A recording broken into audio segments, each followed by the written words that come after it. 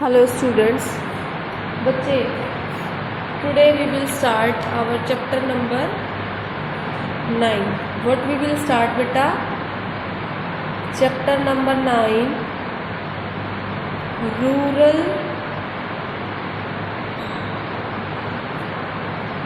development. What we will start beta today? Chapter number 9, rural development. Now in this chapter number 9 beta, which topic we are going to start today?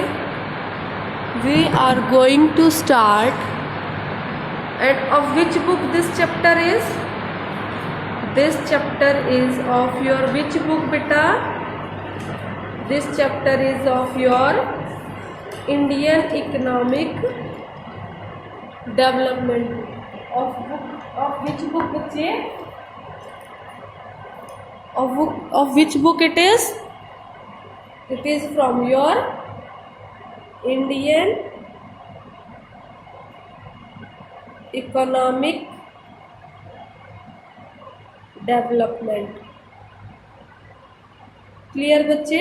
It is from your Indian economic development book. Now what all things we will do in this chapter?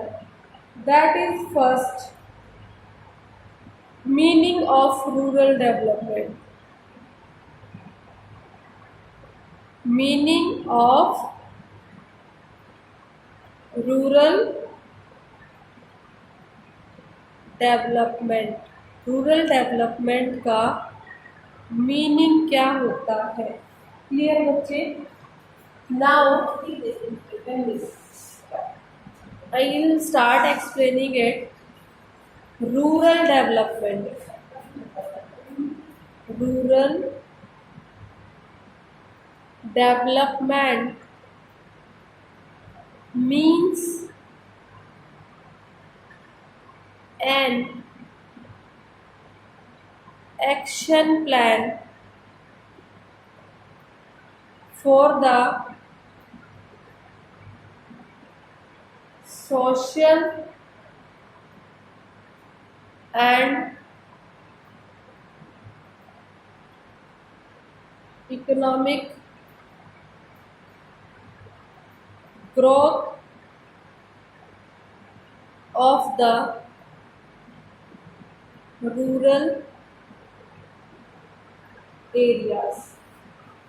Rural development का मतलब होता है एक ऐसा action plan जिसके under किसी भी गांव के एरिया की सोशल और इकोनॉमिक ग्रोथ हो सके. जैसे उसकी सामाजिक व्यवस्था का सुधारा जा सके, infrastructure, school, hospital, health facility, सारी चीज़ें उसको अच्छे से प्रोवाइड हो सके. This is there. And then बच्चे, the second one thing is, so you have to learn this definition of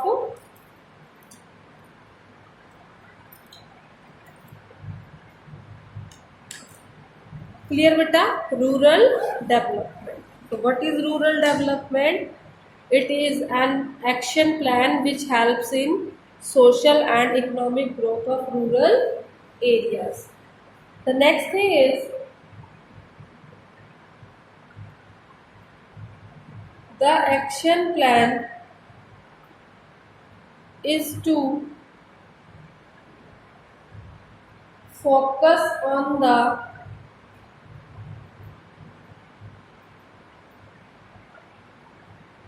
lingering and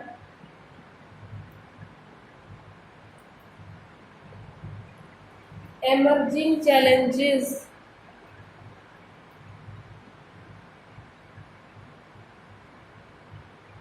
rural areas. Action plan का main focus, main aim, main मुद्दा क्या होता है? टू फोकस ऑन लिंगरिंग, जो अच्छी तरह से पूरे नहीं हो रहे हैं, एमर्जिंग, जो आगे आने वाले हैं, लिंगरिंग एंड एमर्जिंग चैलेंजेस, जो अभी तक चैलेंजेस थे और जो चैलेंजेस अभी तक पूरे नहीं हो पाए उनसे रिलेटेड अभी तक. Now the principal lingering challenges are, ये हमें पता होना चाहिए ना कौन कौन से होते हैं। द प्रिंसिपल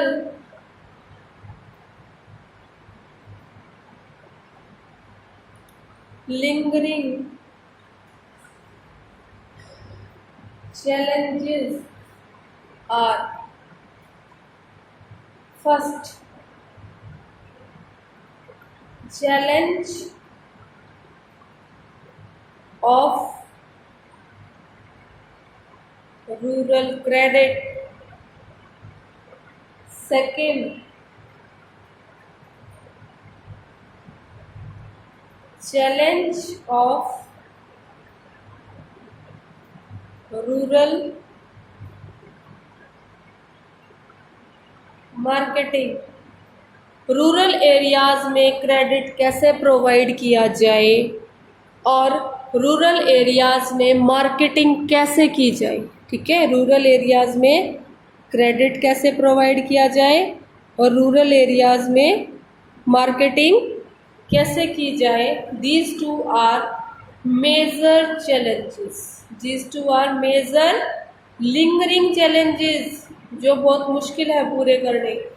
इसके साथ साथ बेटा एमर्जिंग चैलेंजेस, एमर्जिंग यहाँ पे दो वर्ड यूज किए ना, lingering challenges and emerging challenges. Lingering means जो बहुत सालों से पिछड़े हुए हैं, पता ही नहीं है कैसे करना है चीजों को। Then is your emerging challenges,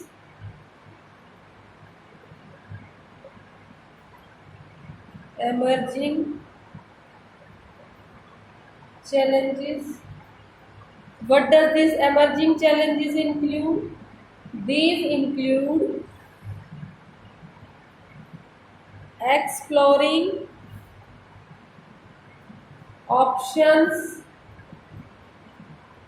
of sustainable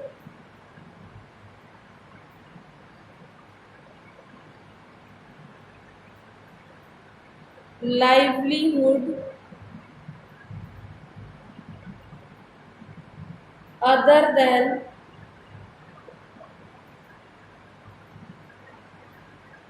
farming, other than farming. ऐसे जीवन यापन, लाइवलीहुड मीन्स जो डेली लाइफ हमारी है उसको अच्छे से हम कर पाए, अच्छे से सारी चीज़ों को related to that one it is. So exploring options of sustainable livelihood and other, और उसमें क्या फार्मिंग के अलावा ऑप्शंस बनाना, फार्मिंग तो है ही, फार्मिंग के अलावा और भी चीज़ें जो सस्टेनेबल लाइवलीहुड के ऑप्शंस हमें प्रोवाइड कर पाए ताकि फ्यूचर में जाके कोई दिक्कत ना आए। देन इज बेटा challenge of the challenge of organic farming, the challenge of organic farming। Clear बेटा, ऑर्गेनिक फार्मिंग कैसे करें, ये भी एक बहुत बड़ी समस्या है, कैसे उसको किया जाए। गॉट बेटा। अब ये चारों जो है 1 2 3 एंड 4, ये चारों किसका मेन फोकस है? एक्शन प्लान का। कौन से एक्शन प्लान का? For the rural development, the action plan for the rural development. Is it clear बेटा? Now in action plan some more things are also involved. Apart from this, some few things are also there beta, which are also included in the action plan. They are, I am writing out here, the action plan includes other elements as well. Other elements as well. कौन से elements देखते हैं? These are, first is development of the means of transport, means of transport. Second is linking rural areas with urban areas.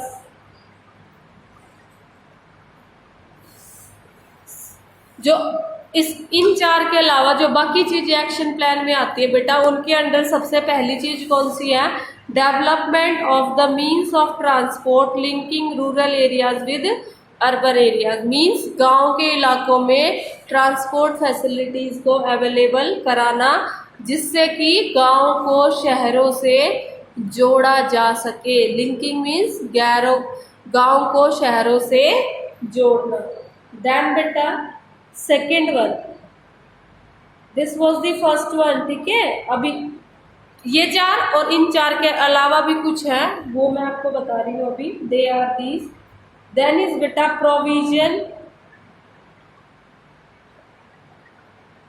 Provision of power oblique energy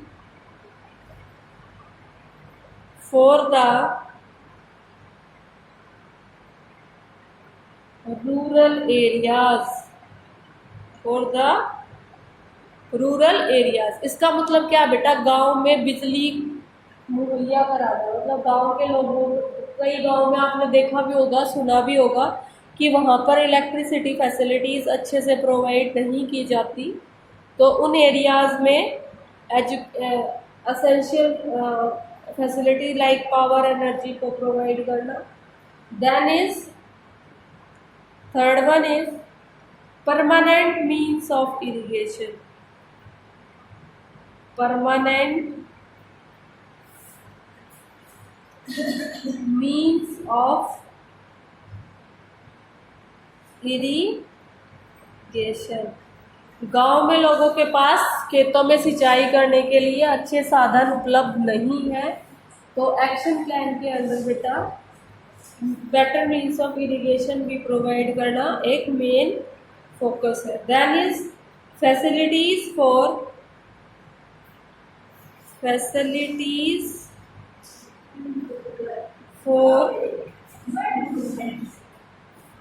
agricultural research, facilities for agricultural research. गांव के लोगों को गांव में ऐसी facilities मुहैया कराना और स्टेट लेवल पे, सेंटर लेवल पे ऐसी फैसिलिटीज प्रोवाइड करना ताकि गांव के लोगों का उद्धार हो सके। और वो कैसे हो सकता है? जब एग्रीकल्चर में बहुत ज़्यादा रिसर्च की जाए, क्योंकि गांव के लोगों की मेन जिंदगी जो है वो एग्रीकल्चर फार्मिंग पे ही निर्भर करती है। क्लियर बच्चे till now? Okay. So but our chapter is limited to these 4 points only. ये आपकी नॉलेज के लिए मैंने आपको बताया है, आपको पता होना चाहिए। क्लियर बच्चा? Okay. Now the next thing is lingering challenges of rural development. सबसे पहले हम क्या डिस्कस करेंगे? Lingering challenges of rural development. Clear बच्चा? Okay. So now I am going to start with you. What I am starting? Lingering challenges. This is your second topic from your book. That is lingering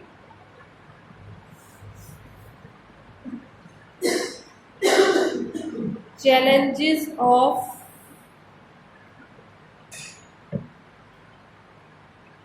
rural development. Clear बच्चे? This is the topic. In this topic we will study about first point is a point as per your book, the challenge of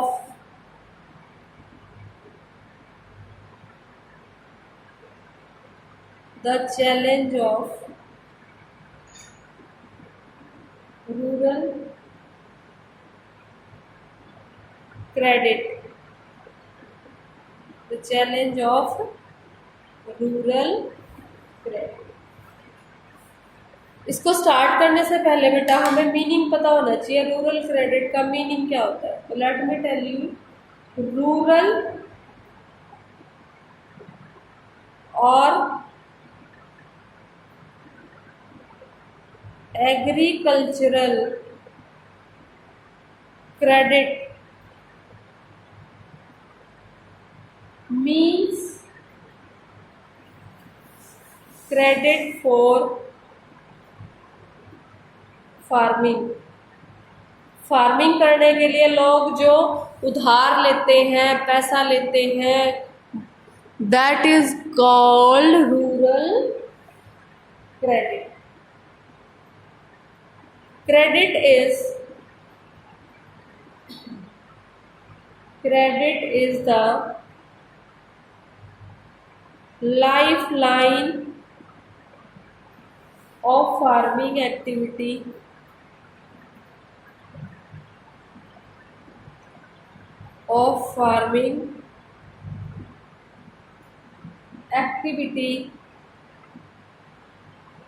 in rural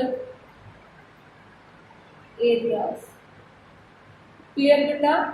जो credit है वो गांव के लोगों की जो activities है, खेती बाड़ी जो होती है, उसके लिए एक जीवन दातक चीज के समान काम करती है कि उसके बिना उनकी जिंदगी पॉसिबल ही नहीं है। Like a lifeline. Clear बेटा? This is the important word over here, that credit is the lifeline for the farming activity. जैसे हमें जिंदा रहने के लिए पानी चाहिए, या कोई बार हमारी फैमिली का कोई ऐसे लोग होते हैं जो हमारे जीने के लिए बहुत ज़्यादा इम्पॉर्टेंट होते हैं, like the same thing is credit is the lifeline for the farming activity. Clear बेटा? This is because of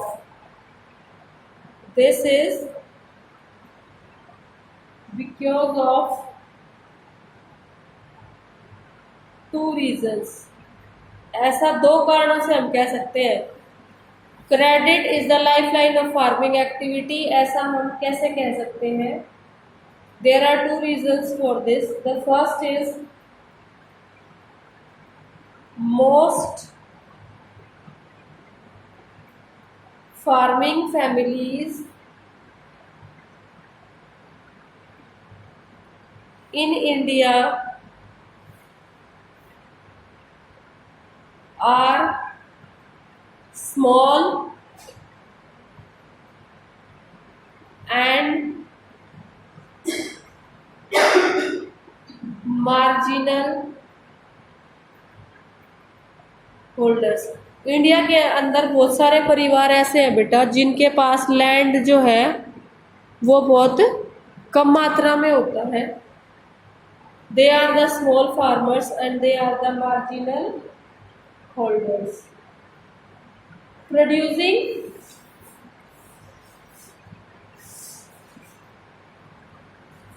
just enough for their subsistence।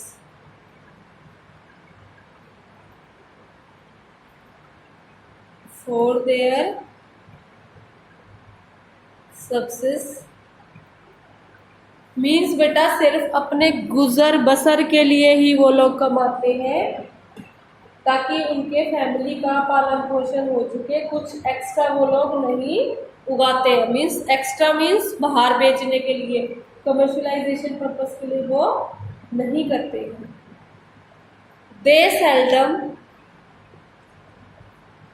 They seldom generate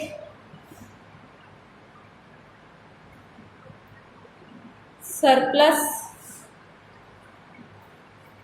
for further investor. कभी कभी ही ऐसा होता है कि वो थोड़ा सरप्लस मीन्स ज्यादा उगाते हैं, otherwise they just cultivate only for the subsistence for their family, सिर्फ अपने फैमिली और परिवार के लिए ही उगाते हैं। ठीक है।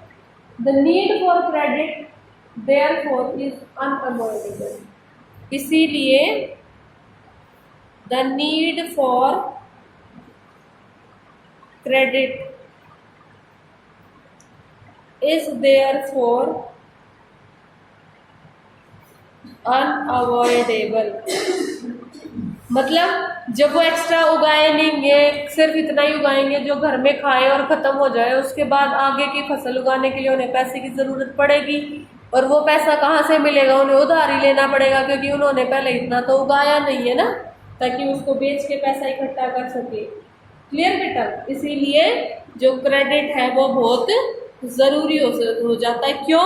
Because in India many of the farmers are marginal holders और small holders who are producing for their only और subsistence.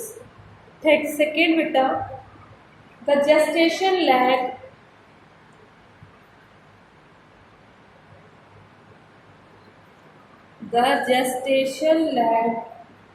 between sowing and harvesting of the crops is quite long. This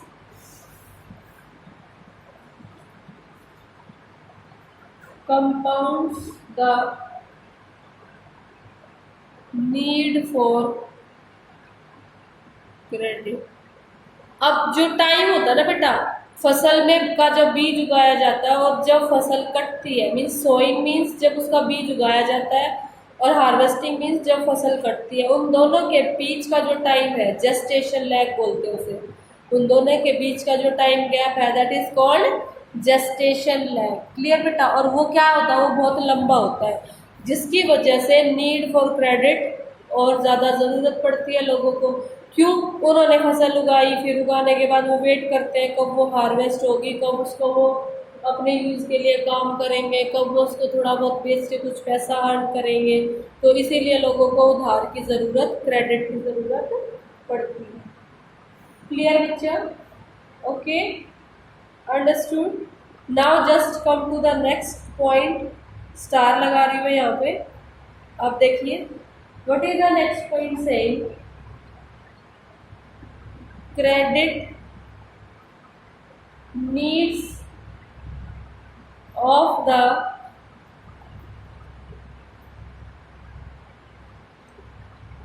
typical Indian farmers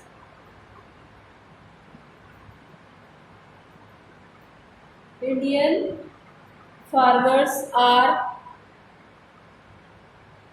broadly classified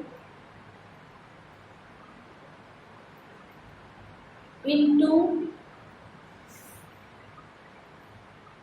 3 categories.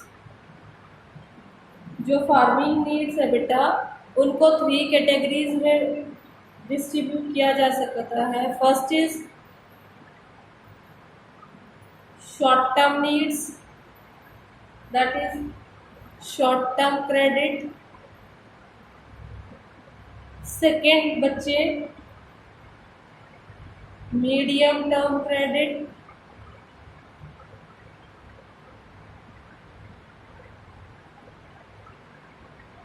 And third is बच्चे long term credit.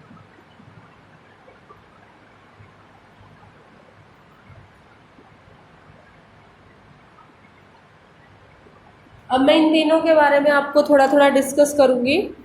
About what बेटा? Short term credit, medium term credit and long term credit. Short term credit क्या होता है? Short term credit is basically required for the purpose of inputs like seed, fertilisers and insecticides. Clear बेटा? देखो, अपनी छोटी छोटी सुविधाओं के लिए जब थोड़े टाइम के लिए लोन लिया जाता है, थोड़े टाइम के लिए मीन्स 4, 6 to 12 मंथ्स। किस किस काम के लिए? सीड्स के लिए, फर्टिलाइजर्स एक्सेट्रा के लिए। ठीक है, जब इन सब चीज़ों के लिए लोन लिया जाता है तो उसे बोलते हैं शॉर्ट टर्म क्रेडिट। कितने टाइम पीरियड के लिए? 6 to 12। और नीड्स कौन सी? जो छोटी छोटी नीड्स होती है, थोड़े पैसे में जिनका काम चलाया जा सकता है, जैसे seeds, fertilisers, pesticides, insecticides etcetera. Then is बेटा medium term credit. Medium term credit is required for बड़ी चीज़ों के लिए। जैसे किन चीज़ों के लिए? Purchase of machinery, purchase of machinery, कोई मशीन खरीदना, कंस्ट्रक्शन ऑफ फेंसेस, दीवार लगाना, बाउंड्री लगाना खेत के आर पार से, आसपास से, चारों तरफ से, या फिर digging of well, digging of well, कुआं खोदना, ट्यूबवेल लगाना। ये सारे बड़े बड़े जो काम है बेटा, इन सब के लिए जो क्रेडिट की ज़रूरत पड़ती है वो किस टाइप का क्रेडिट होता है? Medium term credit. और ये ऐसे टाइप का क्रेडिट कितने साल के लिए लिया जाता है? 1 year to 5 year। कितने साल के लिए बेटा? 1 year to 5 years। ठीक है, हमारा मेन मोटिव क्या है यहाँ पर? टाइम याद करना और किस पर्पस के लिए वो लिया गया है, time and purpose. Then the third one is your long term credit. Which one is your third? Long term credit। ऐसा क्रेडिट किस काम के लिए लिया जाता है? जैसे बहुत बड़ा कोई लैंड लेना हो। क्या लेना हो? Purchase of additional land. हम कोई खेत वगैरह खरीदने लग जाएं, उसके लिए पैसे लेना। या फिर बेटा carrying out permanent improvement of existing land, carrying out permanent improvements of existing lands. जो ऑलरेडी लैंड हमारे पास है उसको सुधार करना। जैसे कई बार उसकी मिट्टी निकालते हैं, कई बार उसमें अच्छे से खाद बीज वगैरह, टिलिंग वगैरह करते हैं बेटा, उसकी फैसिलिटीज को इंक्रीज करते हैं। That is called long term credit. अब ये लॉन्ग टर्म क्रेडिट कितनी रेंज का होना चाहिए? This long term credit is from 5 years to 20 years। कितनी रेंज होनी चाहिए बेटा इसकी? 5 years to 20 years। क्लियर बच्चा? So these are we have done about 3 things, that is short term credit, medium term credit and long term credit। Clear बच्चे? Understood? Now credit requirements। The next small topic is credit requirements। जो credit requirements होते हैं बेटा वो 2 type के होते हैं। Just 1 minute topic is left, that is productive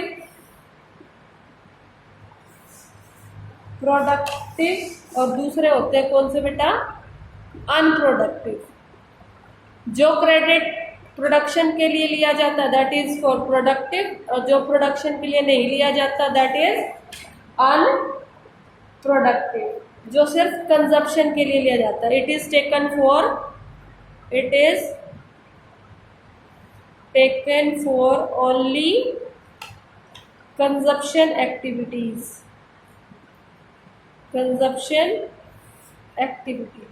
और ये प्रोडक्टिव किसके लिए बेटा? It is taken for productive activity, productive activity. So this was your today's class in which we have done about rural credit. In next class we will do the topic sources of rural credit. This is the topic which we will discuss in our next class. Thank you.